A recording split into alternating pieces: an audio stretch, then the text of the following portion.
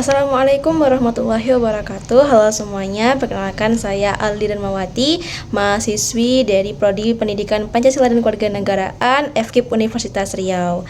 Jadi adapun maksud dari pembuatan video ini yaitu untuk memenuhi salah satu tugas dari mata kuliah Hukum Agraria dengan dosen pengampu Bapak Radini SHMH. Adapun dalam video ini juga saya akan membahas mengenai asas-asas hukum agraria. Berikut video penjelasannya. Baik, saya akan menjelaskan mengenai asas-asas dalam hukum agraria. Namun sebelum itu, asas dalam hukum agraria adalah sebagai prinsip dasar yang menjadi landasan dalam pengaturan, pelaksanaan, dan penegakan hukum agraria yang ada di Indonesia. Adapun asas-asas dalam hukum agraria yang pertama yaitu asas kenasionalan, yaitu di mana asas ini menyatakan bahwa seluruh tanah, air, dan juga ruang udara yang ada di Indonesia merupakan milik dari bangsa Indonesia itu sendiri dan merupakan bagian dari kekayaan nasional. Artinya hanya rakyat Indonesia yang boleh menguasai dan memanfaatkannya untuk kepentingan bersama.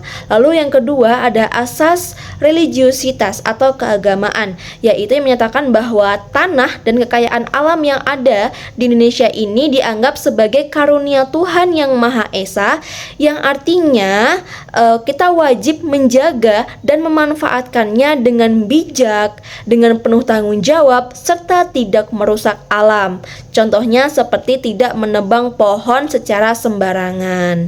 Nah, untuk asas yang ketiga yaitu ada asas kebangsaan. Asas kebangsaan yaitu semua kegiatan pertanahan yang ada di Indonesia itu harus bertujuan atau diarahkan untuk kemakmuran rakyat dan kedaulatan bangsa.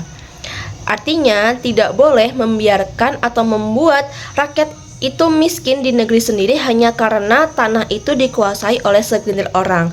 Contohnya seperti pemerintah memberikan tanah melalui program reforma agraria agar rakyat kecil juga bisa memiliki lahan untuk bertani. Lalu ada yang asas keempat yaitu kekuasaan negara. Artinya bahwa negara itu memiliki kewenangan penuh untuk mengatur dan mengawasi pemanfaatan tanah, air, dan juga ruang udara yang ada di Indonesia.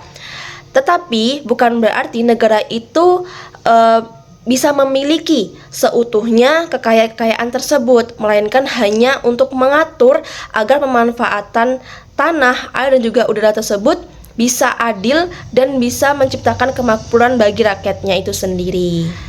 Yang kelima yaitu ada asas pengakuan terhadap hak ulayat atau adat. Jadi negara itu mengakui hak masyarakat adat yang sejak dulu telah menguasai tanahnya selama hal tersebut masih sesuai dengan hukum nasional. Contohnya seperti tanah adat di Kalimantan yang tetap diakui dan juga dijaga selama hal tersebut tidak bertentangan dengan peraturan negara. Lalu ada asas fungsi sosial tanah. Maksudnya, tanah itu harus bermanfaat bagi masyarakat luas, tidak boleh hanya untuk kepentingan pribadi.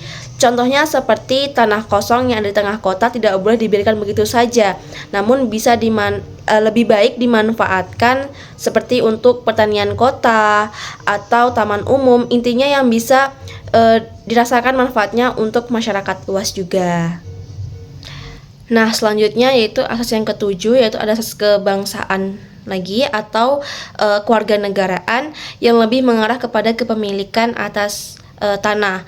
Jadi hanya warga negara Indonesia lah yang boleh memiliki hak milik atas tanah, sedangkan orang asing itu hanya boleh memiliki hak pakai, bukan memiliki hak milik atas tanah yang ada di Indonesia.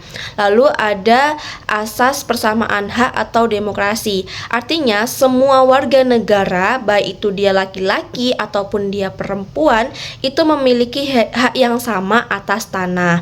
Lalu ada asas yang ke-9 yaitu asas perlindungan warga lemah. Artinya negara itu melindungi rakyat kecil agar tidak tertindas oleh pengusaha besar dalam hal penguasaan atas tanah. Adapun asas yang ke-10 yaitu adalah asas tanah pertanian dikerjakan sendiri. Asas ini menegaskan bahwa tanah pertanian itu harus dikerjakan atau diusahakan sendiri oleh pemiliknya secara aktif. Jadi tanah itu tidak boleh dibiarkan menganggur begitu saja atau dikuasai oleh pihak lain yang tidak mengolahnya. Lalu adapun asas yang ke-11 yaitu adalah asas perencanaan, yaitu penggunaan tanah itu harus direncanakan dengan baik agar setiap lahan yang digunakan itu sesuai dengan pada fungsinya. Lalu adapun asas yang ke-12 yaitu adalah asas kemasyarakatan, pemerataan, dan keadilan sosial. Artinya, tanah itu tidak boleh dikuasai oleh segelintir orang saja, namun harus ada pemerataan kepemilikan dan keadilan sosial bagi semua warga.